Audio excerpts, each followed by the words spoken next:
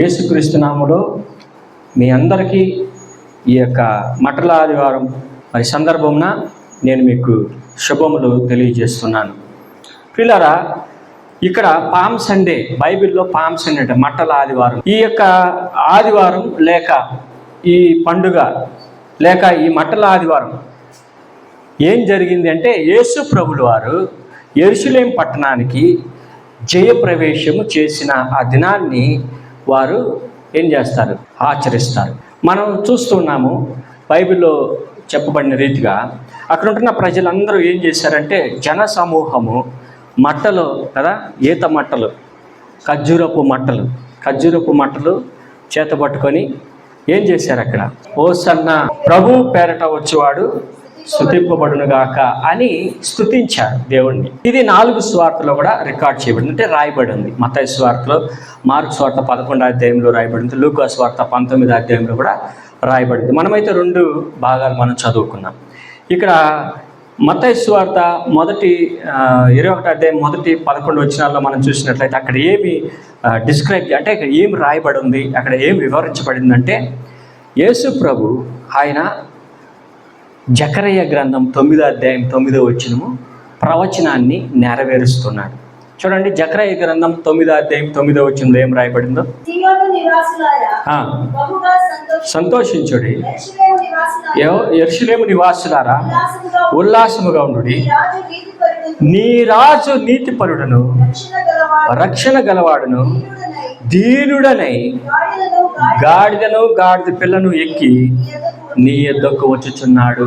ఈ ప్రవచనాన్ని యేసు ప్రభు నెరవేరుస్తున్నాడు. ప్రియులారా, ఇక్కడ మత్తయి సువార్త 21వ అధ్యాయం 11 వచనాల్లో యేసు ప్రభు నెరవేర్చినాడు అన్న సంగతి ఇక్కడ రాయబడి ఉంటుంది. ఎంతో ఉత్సాహంగా అక్కడ ఉంటున్న ప్రజలు ఆ యొక్క ఖర్జూరపు మట్టలు తీసుకొని దేవుని ప్రభు పేరట వచ్చేవాడు స్తుతింపబడునుగాక హోసన్న అని కేకలు వేసి ఆయనను స్తుతిస్తూ ఉంటున్నారు. మార్కు సువార్తలో మనం చూసినట్లయితే ఏం రాయబడి ఉంది అని చూస్తే, ఇక్కడ మత్తయిలో రాసినట్టే అదే విధముగా మార్కు కూడా ఇక్కడ ఆ ముఖ్యమైన అంశాలు ఇక్కడ రాస్తూ ఉంటున్నాడు. ఆయన గాడిదను ఎక్కి ఆయన వస్తున్నప్పుడు అనేక మంది ప్రజలు, జన సమూహము ఆయనను స్తుతించినారు. జకరయ్య గ్రంథం 9వ అధ్యాయం 9వ వచనంలో చెప్పిన రీతిగానే వారు కూడా అక్కడ దేవుణ్ణి, ఆ యొక్క వాగ్దానం అక్కడ నెరవేరుతుంది. యేసు ప్రభు కార్యంలో, ఆయన చేసిన కార్యంలో ప్రజలందరూ కూడా ఆయన స్తుతించినట్టు మనం చూస్తుంటున్నాం. లూకా సువార్త 19వ అధ్యాయంలో కానీ గమనించినట్లయితే ఇక్కడ ముఖ్యంగా దేనిపైన గురి పెట్టాలి అంటే, దేనిపైన మనం కేంద్రీకరించాలంటే, అక్కడ ఉంటున్న ప్రజలు చాలా ఉత్సాహంగా సంతోషంగా ఆయన ఏం చేస్తున్నాడు? దేవుడిని స్తుతిస్తున్నారు, యేసు ప్రభుని స్తుతిస్తున్నారు. ఇక్కడ యేసు ప్రభు కూడా ముఖ్యంగా ఈ ఉత్సాహంగా ఉంటున్న ప్రజల కొరకు ఆయన ఏం చేస్తున్నాడు? ఆలోచన చేస్తున్నాడు. ఈ లూకా సువార్తలో మనం చూసినట్లయితే యేసు ప్రభు ప్రజల పట్ల చాలా శ్రద్ధ కలిగి ఉంటున్నాడు. ఎందుకంటే తర్వాత కాలంలో, అంటే ఒక వారం తర్వాత ఆయన యేసు ప్రభు ప్రజల కొరకు ప్రాణం పెట్టబోతున్నాడు. వారు ఎంత ఉత్సాహంగా ఉంటున్న ప్రజలను చూసి దుఃఖిస్తున్నాడు కదా. యేసు ప్రభు ఆ యెరూషలేము పట్టణానికి వెళ్ళినప్పుడు ఆ యెరూషలేము పట్టణాన్ని చూసి ఆయన ఏడ్చినాడు. కారణం ఏంటి అంటే, ప్రజలను ఉద్దేశించి, ఎందుకంటే వీరి కొరకు నేను నా ప్రాణం పెట్టబోతున్నాను కదా. నేను ఈ పట్టణాన్ని, ప్రజలను రక్షించడానికి వస్తే ఈ పట్టణం నన్ను చంపడానికి చూస్తుంది, నన్ను విసర్జించింది అన్న ఉద్దేశంతో యేసు ప్రభు అక్కడ ఆయన ఏడ్చాను అని ఉంది. యెరూషలేము పట్టణాన్ని చూసి ఆయన ప్రలాపించినట్టు మనం చూస్తుంటున్నాం. యోహాను సువార్త 12వ అధ్యాయంలో మనం గమనించినట్లయితే అక్కడ ఏమి ముఖ్యంగా రాయబడి ఉంది, చెప్పబడింది అని చూస్తే, అక్కడ ఉంటున్న ప్రజలందరూ కూడా యేసు ప్రభు చేసిన అద్భుత కార్యములను చూసేవారు కొంతమంది ఉన్నారు. ఆ జ్ఞానంతో కొంతమంది యేసు ప్రభు చేసిన అద్భుత కార్యములను గుర్తించిన ప్రజలు ఉన్నారు. రెండవది, అక్కడ యేసు ప్రభుని గుర్తించని ప్రజలు కూడా ఉంటున్నారు. యేసు ప్రభు చేసిన అద్భుతము గుర్తించిన ప్రజలు ఏమి గుర్తించారు, ఏం తెలుసుకున్నారు? యేసు ప్రభు చేసిన అద్భుతం అంటే, యేసు ప్రభు లాజరును బ్రతికించిన కార్యాన్ని గుర్తు చేసుకున్నారు. ఆ జ్ఞానంతో వాళ్ళు ఉంటున్నారు. వారు దేవుణ్ణి స్తుతిస్తున్నారు. జకరయ్య గ్రంథంలో చూసినట్లయితే ఈ ప్రవచనం జకరయ్య యేసు ప్రభుకు ముందే, యేసు ప్రభు జన్మించక ముందే ఆయన దాదాపు అప్రాక్సిమేట్లీ 80 ఆ యొక్క క్రీస్తు శకంలో రాసినట్టు మనకి ఆధారాలు ఉంటున్నాయి. ఇక్కడ గమనించినట్లయితే ఆయన ఏమి ప్రవచిస్తున్నాడు అంటే, సియోను కుమార్తె లేకుంటే యెరూషలేము ప్రజలు, సియోను కుమార్తె యెరూషలేము ప్రజలందరూ కూడా, మీరు మీ రాజు మీ దగ్గరికి వస్తున్నాడు. ఆయన ఎట్లా వస్తున్నాడంటే దీనుడిగా వస్తున్నాడు కదా. ఆయన రక్షించే రాజు దీనుడై మీ వద్దకు వస్తున్నాడు అని ప్రవచించిన కార్యం సింబాలిక్గా, అంటే ఒక చిహ్నముగా మనం కానీ తీసుకున్నట్లయితే, యేసు ప్రభు యెరూషలేము పట్టణానికి గుర్రం మీద వెళ్ళలేదు. ఆయన శిష్యులను పంపించి, మనకందరూ తెలుసు ఈ స్టోరీ కదా, ఆయన శిష్యులను పంపించి అక్కడ గాడిదను కట్టి ఉంటారు, మీరు వెళ్ళి తీసుకోండి. ఒకవేళ ఆ గాడిద యజమానుడు అడిగితే ఇది ప్రభుకి అవసరమని చెప్పండి. ఆ విధంగానే ఇది ప్రవచనం నెరవేర్చబడాలి కదా. యేసు ప్రభులో ఈ కార్యం జరగాలి. జకర్యా గ్రంథంలో రాసి, గాడిద దేనికి సాదృశ్యం అంటే చిహ్నంగా ఉంటుందంటే సమాధానానికి చిహ్నంగా ఉంటుంది. అంటే హంబుల్నెస్ లేకుంటే పీస్, సమాధానానికి. ఈ యేసు ప్రభు ఆ గాడిద మీద కూర్చుంటున్నప్పుడు యేసు ప్రభు కూడా దీనుడై కదా, తనను తాను తగ్గించుకొని ఆయన సమాధానాన్ని స్థాపించడానికి ఆయన వస్తున్నాడు ప్రియులారా. ఆయన గుర్రం మీద రాలేదు. గుర్రం అయితే రాజులు గుర్రం ఎక్కి ఎక్కడికి వెళ్తారు? యుద్ధం చేయడానికి వెళ్తారు. రాజులు గుర్రము రథాలు ఎక్కితే యుద్ధానికి వెళ్తారు. కానీ ఈ యూదుల రాజు ఆయన గాడిదని ఎక్కి యెరూషలేము పట్టణానికి ప్రవేశిస్తున్నాడు. ఆయన దేవుని నామం పేరిట ఒక మెస్సయ్యగా, రక్షకుడుగా, సమాధానాన్ని, రక్షణను స్థాపించడానికి యెరూషలేము పట్టణానికి ప్రవేశిస్తున్నాడు. అక్కడ ఉంటున్న ప్రజలు, పాపముతో ఉంటున్న ప్రజలు, వారిని రక్షించడానికి యేసు ప్రభు వెళ్తున్నాడు. ఒక వారంకు ముందు ఈ కార్యం జరిగింది, మట్టల ఆదివారం. ఈ వారం అంతా కూడా పరిశుద్ధ వారం అని పిలుస్తారు, లేకుంటే హోలీ వీక్ అని అంటారు. ఇక్కడ మనం గమనించినట్లయితే ఓసన్న అనే మీనింగ్ ఏంటంటే సేవ్ నౌ, ఇప్పుడే మమ్మలను రక్షించు, ఇప్పుడే మాకు రక్షణ అనుగ్రహించు అని అర్థం. ఇది 118వ కీర్తనలో కూడా ఉంది. ఈ కీర్తనను ఆ ప్రజలు అక్కడ వాళ్ళు కేకలు వేస్తున్నారు. ఈ పరిశుద్ధ వారంలో దేవుడు అనేక కార్యాలు జరిగించిన తర్వాత ఆయన శిలువ మరణానికి తాను సమర్పించుకున్నాడు. వారు కూడా శిలువ మరణము వారి శిక్షగా విధించారు.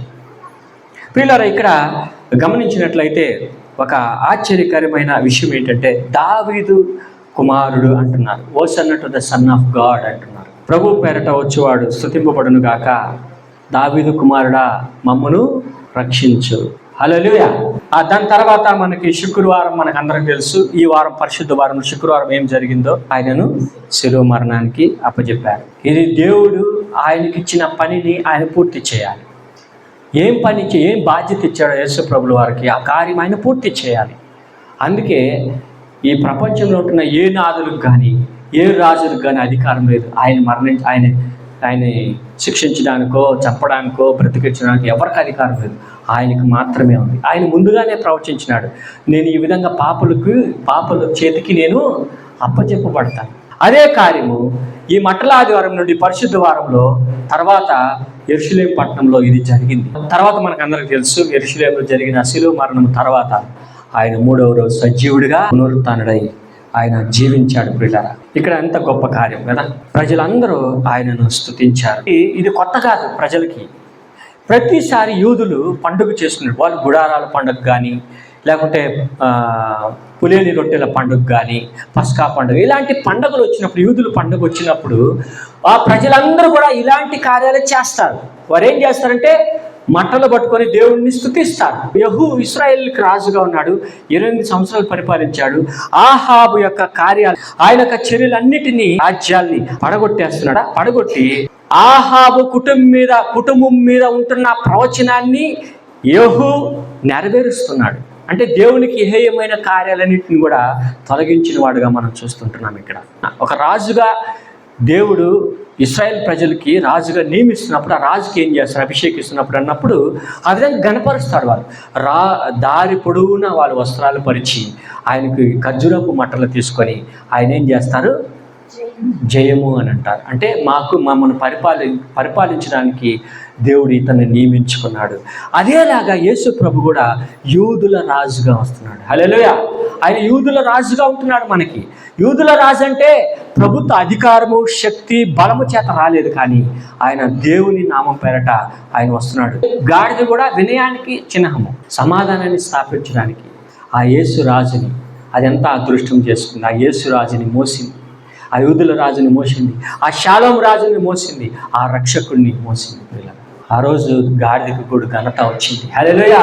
ఈరోజు మనం అందరినీ, చిన్నపిల్లలు కాదు, మనం అందరినీ దేవుని బిడ్డలుగా, అయ్యా నేను కూడా ఒక గాడిదగా మారాలి ప్రభువా, నా మీద కూడా మీరు స్వారీ చేయండి, నన్ను నడిపించండి, నాకు సమాధానం ఇవ్వండి, నాకు వినయం అనుగ్రహించండి. మీరు కానీ యూదుల రాజుగా నాకు ఉన్నట్లయితే నా జీవితంలో నేను రక్షింపబడతా, నాకు సమాధానం దొరుకుతుంది, నాకు రక్షణ దొరుకుతుంది, నాకు విమోచన దొరుకుతుంది. ప్రియులారా, ఇక్కడ చదువుకున్న ఈ వాక్యాలన్నీ కూడా మనం గమనించినట్లయితే, ఈ మట్టలు పట్టుకున్నారు కదా, మట్టలు పట్టుకొని ప్రజలందరూ జయము హోసన్నా అని అన్నారు కదా, అది దేనికి సాదృశ్యం, దేనికి చిహ్నము? మట్టలు దేనికి చిహ్నము? గుర్తంటే విజయానికి. హల్లెలూయా. ఈ మట్టలు లేక ఈత చెట్లు, గజ్జురపు చెట్లు పాలస్తీనా ప్రాంతంలో చాలా వరకు ఎక్కువగా ఉంటాయి. ఆ ప్రాంతంలో ఎరికో పట్టణంలో కూడా ఎక్కువగా ఈ ఖర్జూరపు చెట్లు ఉంటాయి. ఈ ఖర్జూరపు చెట్లు కూడా ఒక విశేషత ఉంది ప్రియులారా. ఖర్జూరపు చెట్టు ఎట్లా ఉంటుంది తెలుసా? కిరీటం లాగా ఉంటుంది. బాగా ఎదిగిన చెట్టు ఒక కిరీటం లాగా ఉంటుంది. అది ఘనతకు సాదృశ్యం. దాని ట్రంక్ కూడా ఈ రోజుకి నేటికి కూడా ఇశ్రాయేల్ యొక్క ప్రజలు వారి యొక్క కమ్యూనిటీలో, వాళ్ళ సమాజంలో, వాళ్ళ గృహాలలో అద్భుత కార్యాలు చేస్తున్నారు ఖర్జూరపు చెట్టుతో. అది యథార్థతకు సాదృశ్యంగా ఉంది. ఖర్జూరపు చెట్టు అది చక్కగా ఉంటుంది, అది ఇట్లా ఉండదు, చక్కగా ఉంటుంది. అది యథార్థతకు సాదృశ్యం. ఆ విధంగా మనం కూడా ఉండాలి. ప్రజలు మనం కూడా ఉపయోగపడాలి దేవుని కొరకు, దేవుని ఘనపరచాలి. విజయానికి సాదృశ్యంగా చిహ్నముగా మట్టలు పట్టుకొని దేవుణ్ణి స్తుతించినట్టు మనకి ఇక్కడ చూస్తూ ఉంటున్నాం. ఈ యూదుల ప్రజలందరూ కూడా యూదా దేశంలో, అంటే ఆ ప్రజలందరూ కూడా వాళ్ళు ఏం చేస్తున్నారంటే, ఈయన మన రోమా ప్రజలు అంటే అధికారం నుండి, ఆ బానిసత్వం నుండి మనల్ని విడిపించడానికి వస్తున్నాడు. అందుకే వీళ్ళు ఏమంటున్నారు, విజయోత్సవం అంటే విజయానికి చిహ్నంగా, గుర్తుగా వీళ్ళు మట్టలు పట్టుకొని దేవుణ్ణి స్తుతిస్తున్నారని అక్కడ అనుకున్నారు ప్రజలు. కానీ అది కాదు. ఇక్కడ జూయిష్ పీపుల్ లాగా, అంటే యూదా ప్రజల్లాగా కాకుండా ఆత్మీయ దేవుని బిడ్డలుగా మనం అర్థం చేసుకోవాలి. ఒక వారం తర్వాత మనకు అందరికీ తెలుసు, ఆయన శిలువ మరణం పొందాడు ప్రియులారా. తనను తాను తగ్గించుకున్నాడు. దీనుడు అంటే ఏంటి తెలుసా? సేవతత్వం కలిగిన వాడు. వారందరూ కూడా ఆ యెహూని రాజుగా చేసినప్పుడు ఇశ్రాయేల్ ప్రజలు దారి పొడవున వస్త్రాలు పరిచి ఈత మట్టలతో ఏ విధంగా అయితే స్తుతించారో, అదే విధముగా ఇక్కడ యూదుల రాజు అయిన ఆయన యేసయ్యను కూడా వారు దారి పొడవున వాళ్ళు వస్త్రములను పరిచి ఆ ఖర్జూరపు మట్టలతో దేవుడిని స్తుతించినట్టు మనం చూస్తుంటున్నాం. ఈరోజు మనం కూడా అదే విధంగా ఆచరించాలి. ఈ ఉత్సాహాన్ని మనం కూడా ఆచరించాలి. ప్రతి సంఘం ఆచరించాలి. మనం కూడా చేశాం. హల్లెలూయా. ఆయన రాజు, ఆయన ప్రభు, ఆయన రక్షకుడు, ఆయన విమోచకుడు. మన జీవితంలో సమాధానం ఇవ్వడానికి నీ హృదయంలోకి ఆయన ప్రవేశించాలి, నీ కుటుంబంలోకి ప్రవేశించాలి, మన మందిరంలోకి ప్రవేశించాలి. ఎప్పుడైతే మన యేసురాజు మనలోకి ప్రవేశిస్తాడో మనకు రక్షణ ఉంటుంది, మనకు విమోచన దొరుకుతుంది, మనకి క్షమాపణ దొరుకుతుంది, మనకు సమాధానం దొరుకుతుంది. హల్లెలూయా. అవన్నీ కూడా ఆ రోజు యెరూషలేం పట్టణంలో ఉంటున్న ప్రజలు ఆయన్ని వెంబడించిన వారు పొందుకున్నారు. కొంతమందికి తెలియదు. వాక్యంలో ఏం రాయబడిందంటే, అక్కడ ఉంటున్న వారు కొంతమందికి తెలియదు ఆయన ఎవరని. ఈయన ఎవరు అని అంటున్నారు. అక్కడ ఉంటున్న ప్రజలు, ఈయన నజరేతు నుండి వచ్చిన యేసు ప్రవక్త అంటున్నారు. ఈరోజు నేను సాక్ష్యం చెప్పగలమా? ఈరోజు మనం ఏం నేర్చుకోవాలంటే, ఆ యేసు ప్రభు గురించి ఎవరైనా అడిగితే మనం చెప్పాలి, ఆయన నజరేతు నుండి వచ్చిన యేసు రక్షకుడు. హల్లెలూయా. ఈరోజు నేను ఎవరైనా అడిగితే, ఈరోజు ఏంటి మీ పండుగ అంటే, ఈరోజు మా రాజు నజరేయుడైన యేసు మా జీవితంలో ప్రవేశించిన రోజు. హల్లెలూయా. యెరూషలేము అంటే మీనింగ్ ఏంటి తెలుసా? నా గృహము అని అర్థం. హల్లెలూయా. ఈరోజు యెరూషలేము అనబడిన నీ గృహంలోకి యేసయ్యని నువ్వు ఆహ్వానిస్తున్నావా? ఆయన ప్రవేశించడానికి సిద్ధంగా ఉంటున్నాడు. నీ హృదయం అనే తలుపు వద్ద నిలబడి ఆయన తట్టుచున్నాడు. నీ గృహంలోకి రావాలని ఆయన సిద్ధంగా వేచి ఉన్నాడు. ఈరోజు నువ్వు సిద్ధంగా ఉన్నావా ఆయన ఆహ్వానించడానికి? ఇది ఈరోజు ప్రాముఖ్యమైన దినం మనకి. మరణాన్ని కదా, ఆ పాపానికి ఆయన ఏం చేస్తున్నాడు? ప్రాయశ్చిత్తముగా మరణము పొందడానికి యెరూషలేము పట్టణానికి ప్రవేశించాడు ఆయన. హల్లెలూయా, హల్లెలూయా. ఈరోజు నీ కొరకు నా కొరకు ఆయన శిలువ మీద మరణించి మనల్ని విమోచించి రక్షించడానికి ఆయన నీ హృదయంలోకి, నీ కుటుంబంలోకి ఆయన ప్రవేశించాడు యూదుల రాజుగా. ఈరోజు నీవు నేను హోసన్నా అని చెప్పగలుగుతున్నామా? మనం పాడేటప్పుడు మాత్రమే హోసన్నా అని చెప్పకూడదు. ప్రతిసారి ప్రార్థించేటప్పుడు మనం చెప్పాలి హోసన్నా హల్లెలూయా అని చెప్పాలి. మన ప్రార్థనలో ఇది కలుపుకోవాలి. మీదట ప్రార్థించేటప్పుడు హోసన్నా అని ప్రార్థన చేయాలి. దావీదు కుమారుడా నన్ను రక్షించు, యూదుల రాజు యేసయ్యా నన్ను రక్షించు, ఆత్మీయ రాజు షాలోము రాజు నన్ను రక్షించు. సమాధానాన్ని స్థాపించడానికి ముఖ్యమైన అంశం అదే. తనను తాను తగ్గించుకున్నాడు, యూదుల రాజుగా ఆయన ప్రవేశించాడు. ఎందుకంటే నీ కొరకు నా కొరకు ప్రాణం పెట్టడానికి. ఇంకొక వారం తర్వాత ఆయన మరణించిపోతున్నాడు. అది పామ్ సండే మొదటి దినము ప్రారంభమయ్యి ఆయన చనిపోయి 3వ రోజు సజీవుడై లేచేంత వరకు ఈ కార్యాలు అక్కడ జరుగుతున్నాయి. ఆయన శిలువ మరణము పొంది మనకు జీవాన్ని ఇవ్వడానికి. హల్లెలూయా, హల్లెలూయా. అదే ఈరోజు మనం మట్లాదివారం దేవుడిని ఆచరించాలి. సార్వత్రిక సంఘం అంతా కూడా ఈరోజు ప్రపంచం అంతా కూడా దేవుని స్తుతిస్తుంది. హోసన్నా అని పాడి విజయ గీతాలతో అంటే జయోత్సవములతో వారు దేవుడిని స్తుతిస్తుంటున్నారు. ఈరోజు మనం కూడా దేవుడిని స్తుతిస్తాం. ఆయన మన కొరకు త్యాగం చేయడానికి ఆయన ఎలాగెళ్తున్నాడంటే దాన్ని ఏమంటారు? ఈ లోక పాపములను మోసుకొని పోవు దేవుని గొర్రెపిల్లగా, బలి పశువుగా ఆయన వెళ్తున్నాడు. హల్లెలూయా, హల్లెలూయా. ఆయన పాస్ఓవర్ ల్యాంబ్గా మన కొరకు సాక్రిఫైస్ చేయడానికి ఆయన యెరూషలేము పట్టణానికి ప్రవేశించాడు. ఇంకా లోతుగా వెళ్తే చాలా విషయాలు ఉన్నాయి. ఇందులో ఉన్న సత్యం ఏంటి తెలుసుకున్నాం. గాడిదకు ఘనత వచ్చింది, అది తగ్గింపుకి చిహ్నంగా ఉంటుంది. గాడి సమాధానానికి చిహ్నంగా ఉంటున్న ఆ గాడి మీద సాదృశ్యంగా ఆయన ఏం చేస్తున్నాడు? దాని మీద కూర్చొని యూదుల రాజుగా ఆయన యెరూషలేముకి వెళ్తున్నాడు. ఆయన ఎందుకు ఏడ్చాడు, ప్రలాపించాడంటే ఆ ప్రజలు ఆయన్ని చంపబోతున్నారు. అది ముందుగానే ఆయన ప్రవచిస్తున్నాడు. ముందుగానే గుర్తించి దుఃఖముతో తన ప్రజలను చూసి ఈ ప్రజల్ని రక్షించాక వచ్చాను, ఎంత సంతోషంగా ఉంటున్నారు, ఉత్సాహంగా, ఎంతోశాసంగా ఆయన దేవుడిని స్తుతిస్తున్నారు. మరి ఈ యొక్క ఆనందం, ఈ సంతోషం కొద్ది రోజుల్లో, ఒక వారంలో ఏమైపోతుంది? నేను మీరు కొరకు మరణించబోతున్నానని తన దుఃఖాన్ని వ్యక్తపరుస్తున్నాడు. ప్రియులారా, ఈరోజు నీవు నేను కూడా గుర్తించాలి. యేసు ప్రభు నిన్ను నన్ను చూసి మనం తప్పిపోకూడదని, మనం నశించిపోకూడదని ఆయన మన కొరకు మరణించబోతున్నాడు. ఆయన దుఃఖిస్తున్నాడు. ఒక్క ఆత్మ నశించుట ఆయనకి ఇష్టము లేదు. అదే ఒక్క ఆత్మ రక్షింపబడితే ఆయన పరమందు వేవేల దూతల చేత, చెరువులు కిరబుల చేత స్తుతింపబడతాడు, సంతోషిస్తాడు. దేవుడుకుంటున్న గొప్ప ప్రేమ ఆ లక్షణం. ఈరోజు మనం పొందుకునే రక్షణ భాగ్యాన్ని ఒకవేళ మన బంధువులు కావచ్చు, మన కుటుంబీకులు కావచ్చు, మన స్నేహితులు కావచ్చు, మన ఇరుగు పొరుగు వారు కావచ్చు, వారు కూడా పొందుకోవాలని మనం వారి కొరకు ప్రార్థన చేయాలి. వీలైతే యేసు ప్రభువుని గూర్చి చెప్పాలి. మనం ఈరోజు మీరు ఇంటికి వెళ్ళిన తర్వాత మీ ఊర్లో కావచ్చు, మీ విలేజ్లో కావచ్చు, హల్లెలూయా, అక్కడ మిమ్మల్ని అడుగుతారు. ఈరోజు అందరూ మట్టలు పట్టుకొని ఈత మట్టలని చెట్టులు అని తిరుగుతున్నారు, చర్చిలలో పెట్టారు, పాడారు, ఏంటి అని అడిగినప్పుడు మనం తప్పకుండా చెప్పాలి వాళ్ళకి యేసు ప్రభువుని గురించి. ఆయన ఎందువల్ల యెరూషలేముకు ప్రవేశించాడు, మనమేమై ఉన్నాం, మన జీవితంలోకి ఏ విధంగా ప్రవేశించాడు చెప్పగలగాలి. ఈ విధంగా చెప్పగలిగితేనే ఈ దినానికి ఒక మీనింగ్ ఉంటుంది, ఈ దినానికి ఒక అర్థం ఉంటుంది, ఈ దినానికి ఒక దాన్ని ఏమంటారు, ఒక గొప్పతనం ఉంటుంది కదా మనం చెప్పగలిగితే. పిల్లలు ఈ వాక్యం వింటున్న మనము ఒకసారి ఆలోచన చేయండి. యేసు ప్రభు బెత్పేగు నుంచి గాడిద పిల్లను ఎక్కి ఆయన యెరూషలేముకి ప్రవేశిస్తున్నాడు. జకర్యా గ్రంథంలో కీర్తనలు 118 అధ్యాయంలో పాడిన కీర్తనను బట్టి ప్రజలు అక్కడ స్తుతించారు.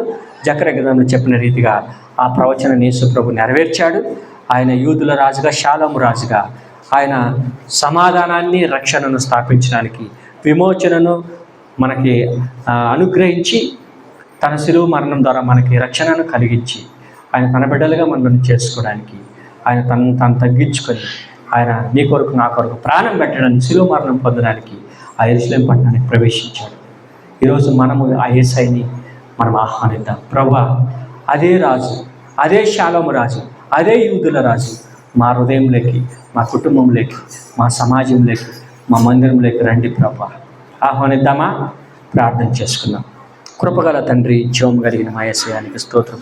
ఈరోజు క్లుప్తంగా మాతో మాట్లాడారు ప్రభువా.